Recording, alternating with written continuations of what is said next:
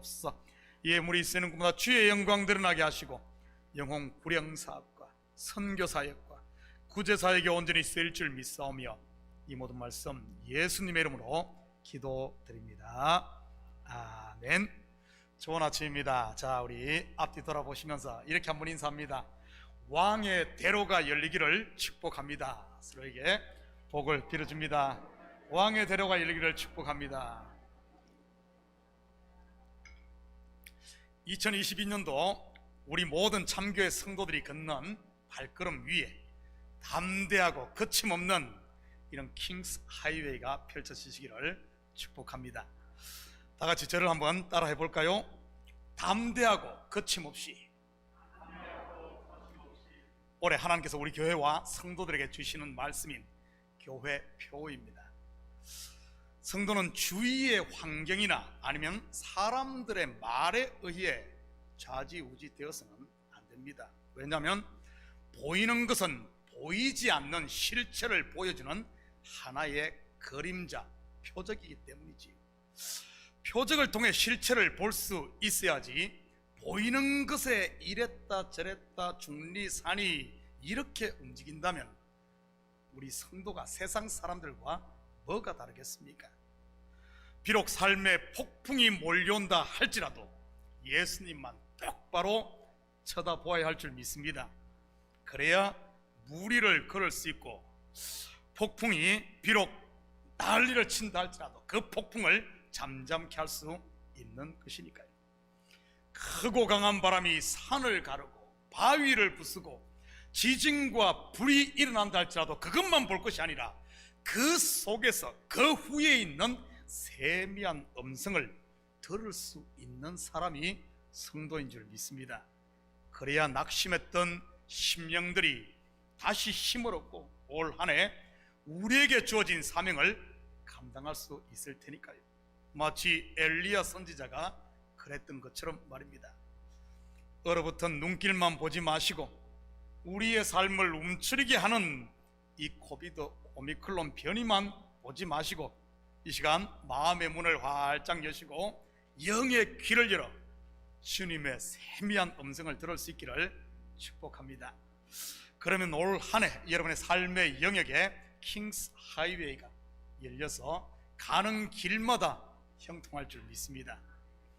지난주 성도 한 분이 저에게 목사님 오늘 설교 은혜 많이 받았습니다 이렇게 고백하더군요. 무엇에 그렇게 은혜를 받았습니까? 하고 물었더니 뱀 잡는 이야기 때문에 은혜를 받았답니다. 그런데 죄송하지만 오늘은 잡을 뱀이 없어서 어쩌죠? 제가 다 잡아버렸거든요. 우리 속담에 꿩 대신 닭이라는 말이 있습니다.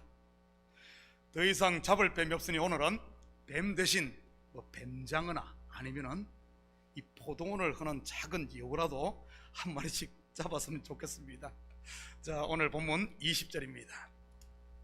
너희가 예루살렘이 군대들에게 에워싸이는 것을 보거든 그 멸망이 가까운 줄을 알라.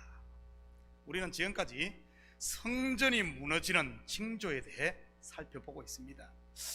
이 성전은 1차적으로는 예수님 당시에 있던 눈에 보이는 예루살렘 돌 성전을 말합니다. 그리고 그 돌 성전의 실체는 다름 아닌 육신을 입고 오신 예수님 자신이 성전이요 또한 예수와 함께 십자가에 못 박혀야 할 나라는 옛 사람이라고 했습니다. 확인합니다. 요한복음 2장 19절에서 21절입니다. 예수께서 대답하여 이르시되 너희가 이 성전을 헐라 내가 사흘 동안에 일으키리라.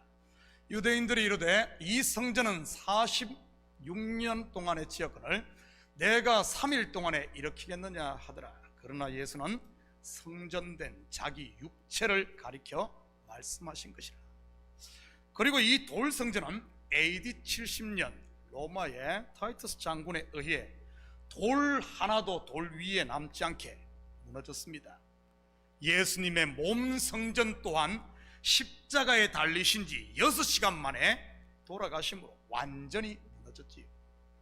무덤 속에 3일간 계셨다는 말이 돌 하나도 돌 위에 남지 않았다는 의미와 같은 것입니다. 그렇다면 나라는 이 옛 성전은 어떻게 되었을까요? 갈라디아서 2장 20절입니다. 내가 그리스도와 함께 십자가에 못 박혔나니 그런즉 이제는 내가 사는 것이 아니요 오직 내 안에 그리스도께서 사시는 것이라. 이제 내가 육체 가운데 사는 것은 나를 사랑하사 나를 위하여 자기 자신을 버리신 하나님의 아들을 믿는 믿음 안에서 사는 것이라. 예수 그리스도를 주로 고백하고 거듭난 성도들은 또한 옛 성전이 무너진 것입니다. 내가 그리스도와 함께 십자가에 못 박혔다는 말이 그 의미 아닙니까? 이렇게 그리스도와 함께 죽은 사람은 어떻게 될까요? 그리스도와 함께 다시 사는 것이지. 여러분 속에 그리스도 성령 하나님께서 사시는 줄 믿습니다. 그래서 고린도전서 3장에서는 우리 성도들을 향해 성령이 거하시는 하나님의 성전이라고 하는 것이지. 결국 오늘 본문의 이야기도 내 속에서 일어나고 있는 실제적인 이야기를 하고 있다는 사실을 잊으면 안 됩니다. 물론 오늘 본문이 2000년 전에 있었던 역사요, 또한 세상 끝날에 있을 심판에 대한 예언이기도 합니다. 성경을 역사적으로 공부해 교훈을 삼는 것 굉장히 중요합니다. 성경을 통해 다가올 미래를 예측해 준비하는 것도 중요합니다. 그러나 더 중요한 것은 지금 나에게 말씀하시는 살아있는 하나님의 음성을 이 말씀으로 듣는 것이 더 중요한 줄 믿습니다. 제가 여러 번 강조했듯이 하나님의 말씀은 양식입니다. 음식은 지금 먹어야 제대로 맛도 알고 향도 알고, 그리고 더 중요한 것은 살과 피가 되고 에너지가 되어 나를 살게 하는 것이지. 오늘 본문에 대해 과거의 역사나 아니면 세상 끝날에 있을 심판에 대한 설교는 여러분들이 지금까지 많이 들어서 제가 다시 반복을 안 하더라도 다 알고 계실 줄 압니다. 그래서 저는 최대한 오늘 그런 이야기는 생략하고 내 속에서 무너지고 있는, 그리고 무너져야 할 옛 성전의 관점에서, 옛 예루살렘의 관점에서 한번 살펴보도록 하겠습니다. 우리 목사님 성경 이상하게 푼다고 하지 마시라고 제가 미리 말씀을 드리는 겁니다. 예루살렘이 군대들에게 에워싸이네요. 이 예루살렘은 평화의 터라는 의미와 평화를 가리키는 표적이라는 의미를 동시에 가지고 있습니다. 그래서 예루살렘도 둘이 있지요. 하나는 땅에 있는 예루살렘과 이 땅에 있는 예루살렘이 가리키는 하늘의 예루살렘 말이지요. 확인합니다. 요한계시록 21장 2절입니다. 또 내가 보매 거룩한 성 새 예루살렘이 하나님께로부터 하늘에서 내려오니 그 준비한 것이 신부가 남편을 위하여 단장한 것 같더라. 여러분에게 질문 하나 하겠습니다. 본문의 이 무너지는 예루살렘은 땅의 예루살렘일까요? 아니면 하늘의 새 예루살렘일까요? 자, 한번 답해봅니다. 땅의 것일까요? 하늘의 것일까요? 물어본 내가 등신이지. 당연히 땅의 예루살렘이지요. 그렇다면 왜 땅의 예루살렘이 멸망하고 무너져야 할까요? 우리 교회에 유난히 건축업에 종사하시는 분들이 많은데 우리 전문가에게 한번 물어보죠. 한때는 비싼 돈을 들여 지은 집일 텐데 왜 그 집을 데몰레이션 시키죠? 우리 신장로님, 왜 데몰레이션 시킵니까? 오래돼서. 우리 박장로님, 왜 집을 무너뜨립니까? 데몰레이션이란 말이 어렵습니까? 왜 무너뜨립니까? 예, 무너뜨린 데는 이유가 있죠. 새 집을 짓기 위해서. 맞습니다. 새 집에 대한 블루프린트가 나오고 일꾼들이 준비되고 자금이 준비되고 재료가 다 준비되면 그 자리를 지금까지 지키고 서 있던 집을 허물게 되는 것이지요. 한마디로 때가 찬 것입니다. 여자여 내 말을 들으라. 이 산에서도 말고 예루살렘에서도 말고 너희가 아버지께 예배할 때가 이러리라. 때가 참에 아버지께 신령과 진정으로 예배. 혹시 여러분 가운데 내가 저 집사님보다는 하나님께 더 잘 보여야지 하는 욕심에 묵은 떡으로 지금 예배하는 분 계신가요?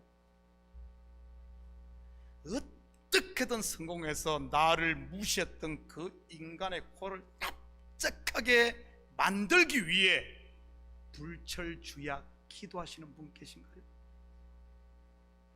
내가 세상에 다 져도 너한테는 안 진다 하는 경쟁심으로 봉사하고 섬기는 분 계신가요? 2022년 은혜가 우리 마음에 밝았고 때가 찬 줄 믿습니다. 혹시 이런 옛것들 가지고 우리가 지금까지 신앙생활 했다면, 세상의 것 취하겠다고 신앙생활 했다면 지금이 바로 무너뜨릴 때인 줄 믿습니다. 그래야 그 누구도 무너뜨릴 수 없고 그 누구도 빼앗아갈 수 없는 하늘의 예루살렘 은혜와 평강이 내 속에 하늘로부터 임하니까요. 땅의 예루살렘이 군대들에게 에워싸이는데 군대도 두 군대가 있다는 것 아십니까? 인생을 불에도 넘어지게 하고 물에도 넘어지게 하고 옷을 벌거벗겨 무덤 사이에 거하게 하는 2,000마리가 되는 군대 귀신 군대가 있잖아요. 성경에 보니까 돈에 미치게 하고 노름에 미치게 하고 미움과 시기, 불만과 원망, 낙심과 한숨에 나를 사로잡아서 내 인생을 그런 대로 끌고 다니는 귀신의 군대. 이러한 군대에 둘러싸인 사람들이, 여러분 특별히 이민사회를 이렇게 살다 보니까 이런 분들이 의외로 많아요. 의외로 많아요. 그 해방시켜야 돼. 물론 참교회 성도들 가운데는 없겠지만 말이지. 그런데 또 다른 군대가 있습니다. 창세기 32장 1절 2절입니다. 야곱이 길을 가는데 하나님의 사자들이 그를 만난지라. 야곱이 그들을 볼 때 이르기를 이는 하나님의 군대라 하고 그 땅 이름을 마하나임이라 하였더라. 마하나임, 바로 하나님의 군대입니다. 그런데 재미있는 사실은 야곱이 야복 강가에서 밤새도록 씨름한 천사가 알고 보면 이 하나님의 군대였다는 사실 아십니까? 하나님의 천사 말이지.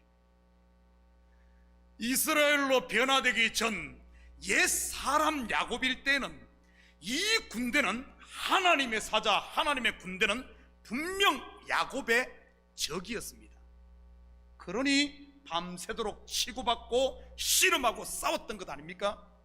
그런데 야곱의 환도뼈가 위골되고 이스라엘이라는 하늘의 새 이름을 받자 이 적이 자기를 살리는 하나님의 사자, 곧 하나님의 군대가 된 것이지.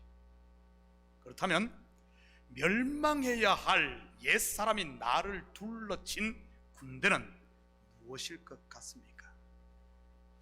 내 환도뼈, 곧 내 자존심과 욕심, 고집을 꺾을 이 군대 말이지. 히브리서 4장 12절입니다. 하나님의 말씀은 살아있고 활력이 있어 좌우에 날선 어떤 금보다도 예리하여 혼과 영과 및 관절과 골수를 찔러 쪼개기까지 하며 혼과 영과 및 관절과 골수 누구 겁니까? 내가 미운 24좀 제발 좀 저 박살 좀 이 말이에요? 내 혼과 내 영과 내 관절과 내 골수를 찔러 쪼개기까지 하며 또 마음의 생각과 뜻을 판단하나니, 내 속에 율법으로 물든 이 옛사람 야곱이 왕노릇하고 있을 때 하나님의 복음의 진리의 말씀이 들어오면 내 속에 전쟁이 나는 것이지. 저는 우리 성도들 가운데 이런 야복강의 실험을 하고 계신 분들이 있을 줄 압니다. 물론 뭐 어떤 분들은 도망간 분도 계시지만 말이지. 그런데 이러한 말씀 앞에 내가 항복하고 내 자존심이 부러지고 내 욕심이 깨지고 그곳에서 나는 죽고 예수로 다시 살게 되면 그 전에 적이었던 그 적이 이제는 동지가 되는 것입니다. 그 그림을 보여준 것이 야곱이 죽고 이스라엘로 거듭나자 야곱을 치러 오던 형 에서, 이 에서는 지금 야곱의 적이었습니다. 에서의 400명의 군대가 야곱을 호위하는 호위병이 되지 않습니까? 원수가 친구로 적이 동지가 되는 것이지. 혹시 여러분 가운데 나는 왜 이럴까 하며 자신을 학대하는 분 있습니까? 여러분 도망가거나 숨지 마시고 담대하고 거침없이 십자가 앞에 엎드릴 수 있기를 축복합니다. 그래서 나를 지으시니가 하나님, 나를 부르시니가 하나님, 올 한 해 감사하며 사는 이런 복된 한 해 되기를 축복합니다. 교회 가운데 꼴도 보기 싫은 사람은 없습니까? 그 사람 옆으로 지나가기만 해도 꼭 냉장고 문을 연 것처럼 찬바람이 나는 분들 말이지. 내가 무슨 피카소 작품도 아닌데 나만 보면 아래 위로 이렇게 훑어 감상하시는 분들은 없습니까? 감상이 아니고 째려보는 건가요? 저는 분별이 좀 잘 안 됐어요. 감상하는지 째려보는지 모르겠어요. 더 이상 피하지 마시고 기도할 수 있기를 축복합니다. 그래서 2022년도에는 찬바람 대신 따뜻한 사랑의 온기가 전해지고 서로의 눈에 째려보는 것이 아니라 긍휼과 사랑의 눈물이 촉촉히 맺히는 이런 우리 성도들의, 요즘 이제 다 가려 안 보이잖아요. 눈밖에 안 보이잖아요. 눈이라도 좀 이렇게 좀 뭔가 눈이 전달돼야 되지 않겠습니까? 21절입니다. 그때 유대에 있는 자들은 산으로 도망갈 것이며 성내에 있는 자들은 나갈 것이며 촌에 있는 자들은 거리로 들어가지 말지어다. 유대는 유다에서 온 말로, 유다의 뜻이 뭐죠? 찬송. 야, 역시 참교회 뭔가 다릅니다. 예, 유다는 찬송이라는 뜻으로 옛 성전이 무너지고 성령의 새 성전이 된 사람이 바로 찬송이 된 유다에 있는 사람입니다. 그런 성숙한 성도는 뒤돌아보지 말고 표대이신 그리스도께로 곧장 달려가라는 말입니다. 마치 롯이 소돔성에서 나왔을 때 곧장 산으로 가라고 한 것처럼, 달려간 것처럼 말이지. 우리 성도들 가운데도 이처럼 유다에 계신 분들이 있습니다. 목사가 뭐 시켜서 하는 것이 아니라, 누구 때문에 눈치 보며 하는 것이 아니라 십자가의 은혜가 이 차고 넘쳐 이 속에 찬양이 차서 하시는 분들 말이지. 사도 바울의 표현을 빌리자면 복음에 빚진 것을 아는 성도들 말입니다. 이처럼 유대에 계신 분들은 괜히 옆에 있는 사람 비교하지 마시기 바랍니다.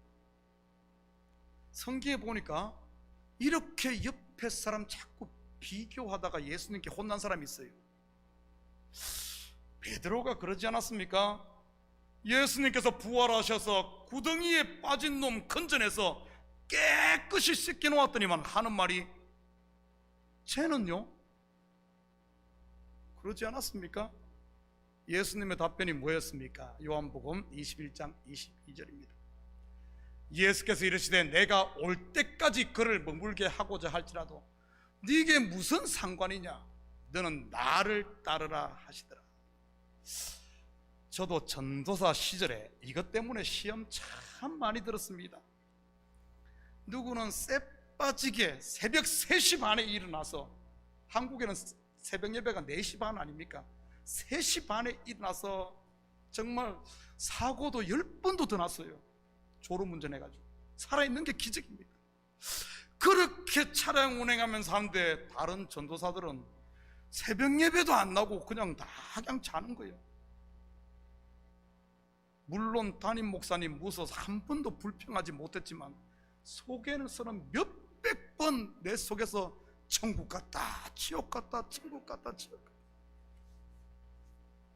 제발 유대에 계신 분들, 하나님의 찬송이신 분들은, 목사님 우리 장로님들은 안 하네요, 뭐 교육자들은 안 하네요, 누구는 안 하네요, 저분은 교회 다니 30년 됐는데 왜 저분한테 꼭 내가 해야 됩니까? 누구는 봉입니까? 이러지 말고 유대에 있으신 분들은 표대를 향하여 곧장 달려가시기를 축복합니다. 성내에 있는 자들은 나가라고 했네요. 여러분, 성내라는 말은 헬라어 메소스, 중간, 가운데라는 말입니다. 메소스.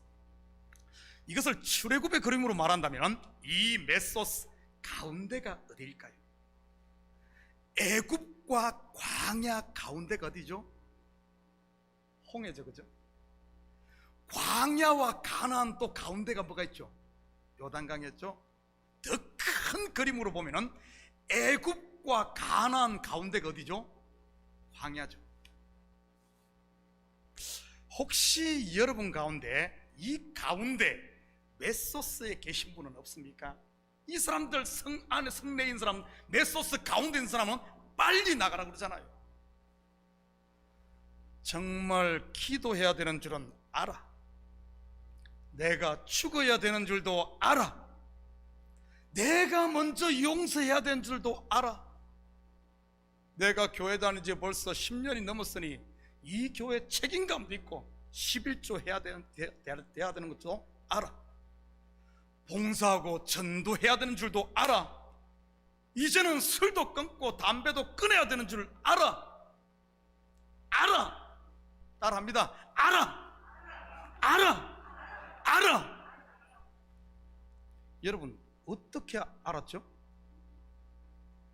성령이 서성되셨어 진리를 가르치시고. 그런데 뒤에서 누가 부르죠? 이리 와, 이리 와. 요 이리라는 요 존재가, 미련이라는 요 이리가 뒤에서 자꾸 불러요. 예. 그러다 보니까 못 가고 가운데서 그러고 있는 거예요. 빨리 나와야 되는데. 미련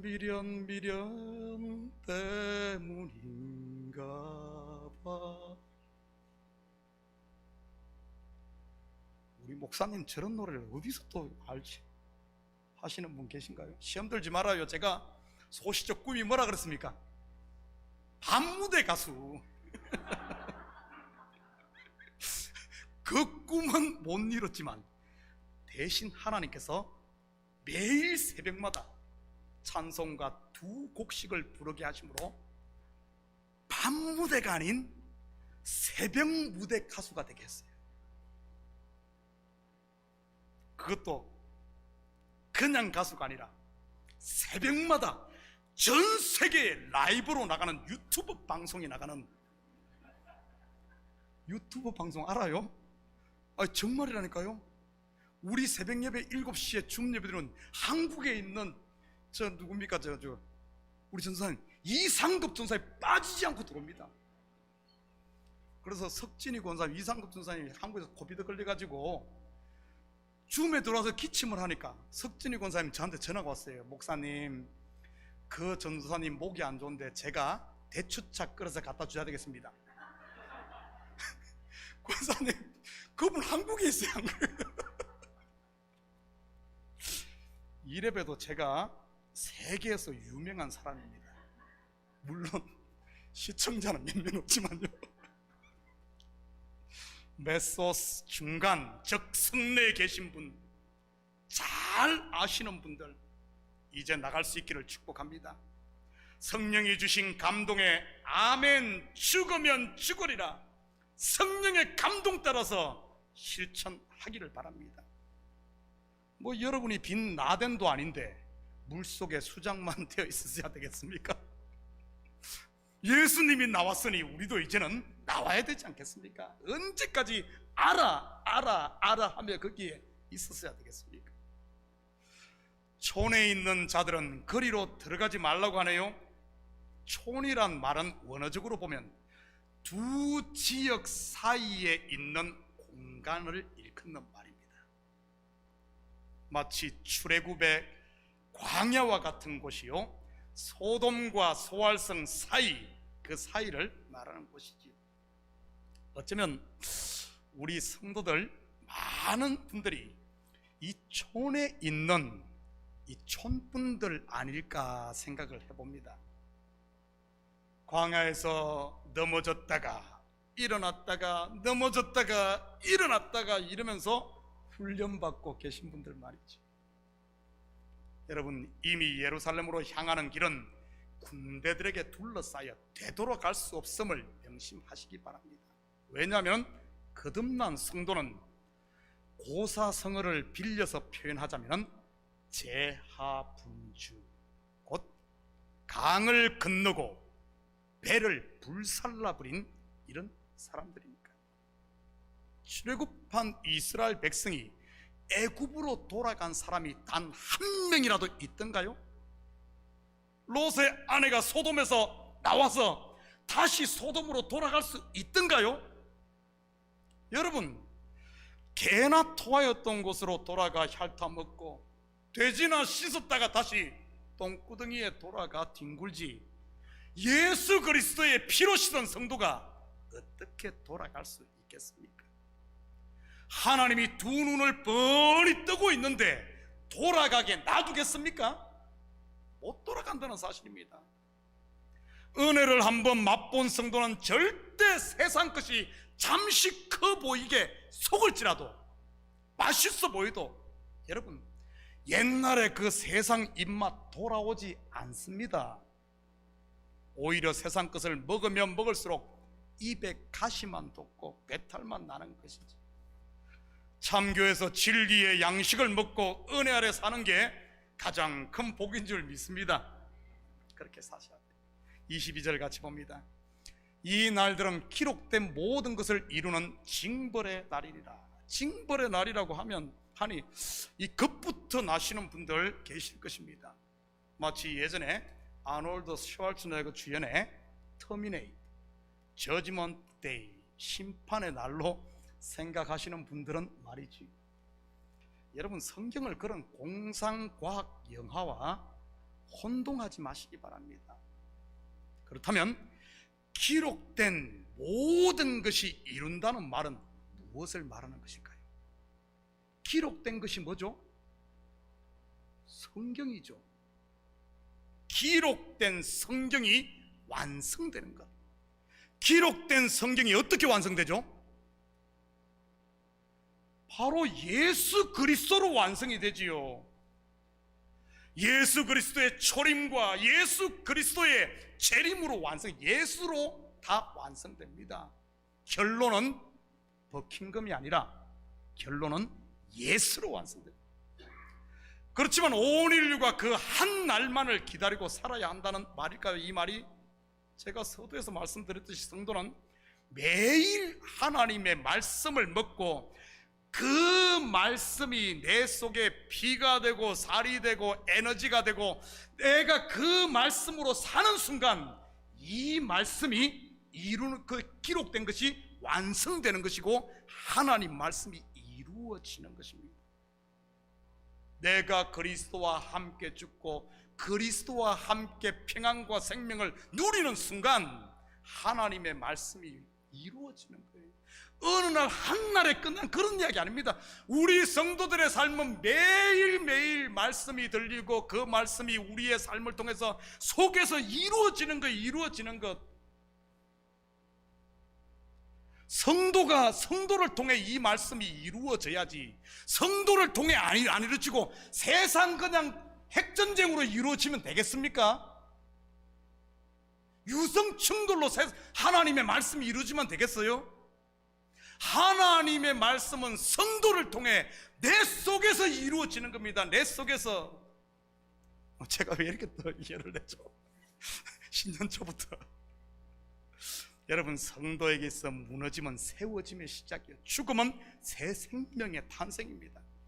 그래서 심판과 은혜는 동전의 양면과 뒷면, 이것이 동전이 하나인 것처럼 하나입니다. 마치 십자가가 저주라는 그런 의미와 하나님의 사랑의 집합제가 같이 있듯이 말이지.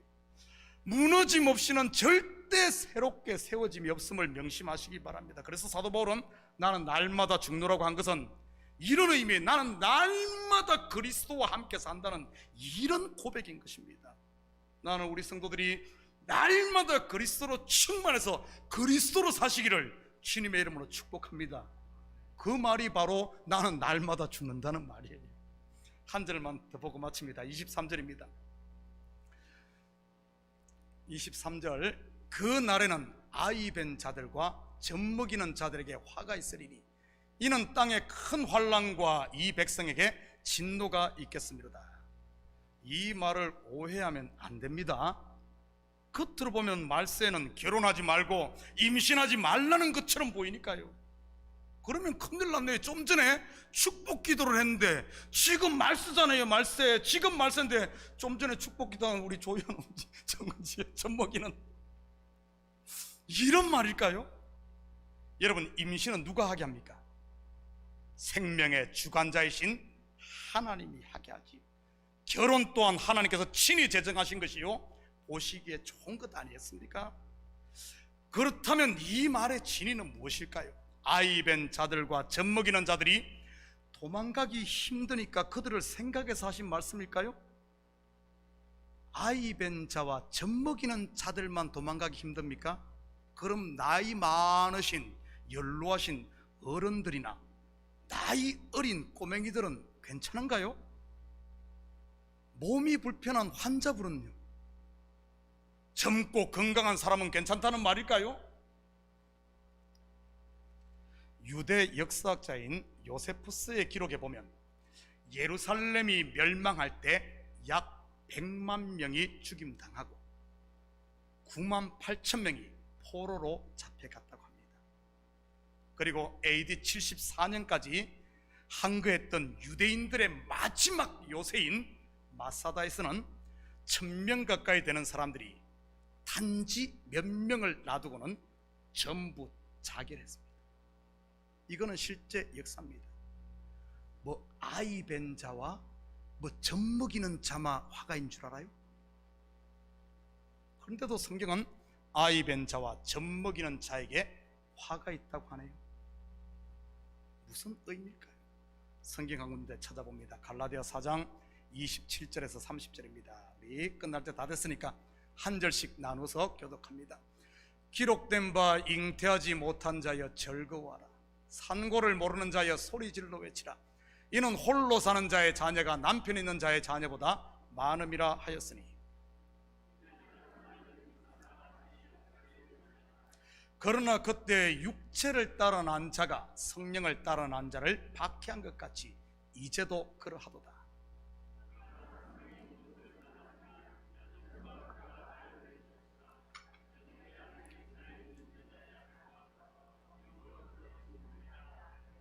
아멘. 바로 아브라함의 여종 하갈과 이스라엘의 이야기입니다. 그런데 이들에게 화가 임하고 이들이 그 좋은 집에서 쫓겨날 때가 있죠. 언제죠? 아브라함이 사라를 통해 아들 이삭을 낳았을 때입니다. 이삭이 태어나기 전까지는 이 하갈이 여주인 노릇하고 이 여종에게서 난 이스마엘이 장자 노릇하며 상속자처럼 행동을 했지요. 그런데 이삭이 태어나자 이들에게 화가 임하지 않습니까? 그렇다면 하갈과 이스마엘은 무엇을 상징할까요? 갈라디아 4장 24절입니다. 이것은 비유니 이 여자들은 두 언약이라. 하나는 시내 산으로부터 종을 낳은 자니 곧 하갈이라. 바로 두 언약 중 하나인 율법을 말하는 것이지. 물론 사라는 은혜 언약인 진리를 말하는 것입니다. 정리하면 아이 뵌 자란 율법으로 아이를 뵀다는, 잉태했다는 이런 말이요. 젖먹이는 자란 말은 초등학문인 율법 아래서 장자 노릇하고 있는, 율법 지켰다고 해서 나는 의인이다, 나는 잘났다 하고 있는, 율법으로 잉태된, 율법 아래 있는 이런 자들을 이야기하는 겁니다. 마치 예수님 당시에 율법으로 잉태하고 율법의 자녀를 가지고 있었던 바리새인들과 종교 지도자들이 예수님 진리가 오자 그들에게 화가 임하지 않습니까? 지금까지 의인이라고 자부했던 자들이 독사의 자식으로 자기들의 죄가 폭로되어지고 그들이 설 자리를 잃어버리고 성전이 무너지고 예루살렘에 쫓겨나지 않습니까? 바로 그 이야기 하는 거예요. 우리 속에 하나님의 진리의 말씀이 오자 내 속에 가짜들의 율법으로 왕노릇들이, 가짜들이 화가 있는 겁니다. 그래서 성도에게 있어 이 매일매일 내 속에 있는 이런 가짜들에게는 화가 있어야 돼요. 화가 있어야 돼요. 진리로 깨달아지는 순간 내 속에 있는 옛사람이 무너져야 되는 겁니다. 마찬가지로 우리가 진리의 눈을 뜨고 세미한 음성으로 하나님의 말씀을 듣게 되면, 성령의 소리를 듣게 되면, 거기에 귀가 열리면 내가 전부라고 붙들고 있었던 그런 것들, 세상의 명예, 돈, 뭔가 막 사람들끼리 해가지고 막 잠 못 자고 막 이 마음이 서운하고 이런 것들을 알고 보면 이게 전부 던 건 아무것도 아닌데 왜 그런 감정이 있습니까? 나는 옳다는 것 아닙니까? 나는 옳은데 저 사람 틀린데 왜 내가 손을 내밀어야 돼? 내가 옳다고 하는 그 의 때문에 전부 그러고 있는 것 아닙니까? 진리를 깨닫고 나면은 바로 내가 거자했구나, 내가 하나님을 배척했고 하나님의 아들 십자가를 못 박은 자가 바로 나였구나 하는 것을 깨닫는 순간 이런 것들 다 배설물로 버리게 되는 것이죠. 그건 내려놓는 순간 하나님의 은혜가 물밑을 몰려오고 잠 못 자던 그 기나긴 밤이 두 발 뻗고 편안하게 잘 수 있는 겁니다. 하나님의 나라를 누리게 되는 것이죠. 사랑하는 성도 여러분, 하나님의 말씀인 성경은 우리를 겁주고 협박하는 이야기가 아닙니다. 하나님이 우리를 구원하시는 그분의 언약인 것이지. 때가 차면 땅의 예루살렘, 옛 성전인 너희의 옛사람을 내가 반드시 멸하고 하늘의 새 예루살렘, 성령이 가는 하나님의 새 성전으로 너를 만들 거야 하는 그 이야기입니다. 그 일이 벌써 우리에게는 진행되었고 매일매일 삶 가운데 그 일이 둘러싸이고 무너지고 그러면서 계속해서 하나님의 나라가 임하는 것이지요. 그 이야기를 여기서 다루고 있는 겁니다. 이것은 하나님이 내가 이렇게 할 거야 하는 하나님의 선포요, 그분의 약속인 것입니다. 그분이 영원히 우리와 함께 우리 속에서 함께 왕노릇하며 살기 위해서 말이지. 바로 그때가 오늘 바로 지금인 줄 믿으시고 아멘으로 화답함으로 아멘 함께합니다. 아멘.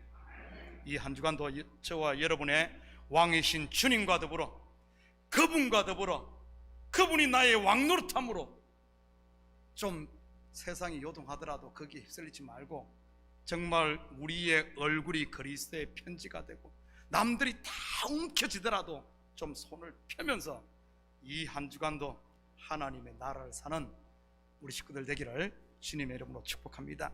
같이 기도하십시다. 사랑의 아버지 하나님, 참으로 감사드립니다. 맞습니다. 주님은 우리에게 새 예루살렘, 새 성전 만들려고 옛것 무너뜨리는데 우리는 그것이 아깝다고 거기에 주저앉아 아버지 하나님, 그 하나님이 무너뜨린 그 바벨탑 무더기에 주저앉아 낙심하고 있지는 않습니까? 하나님, 우리 자리를 틀고 일어나게 하시고 성령이 감동 줄 때마다 아멘 함으로 아버지 하나님, 이제 가운데 머무르는 것이 아니라 곧장 가나안으로 달려가는, 표대를 향하여 달려가는, 그래야 하나님 나라를 누리는 우리 성도들 되게 도와주시옵소서. 감사드리며 예수님의 이름으로 기도드립니다. 아멘. 다 같이 자리에서 일어납니다. 우리 찬송 524장 들으시며 축도로 예배를 마칩니다.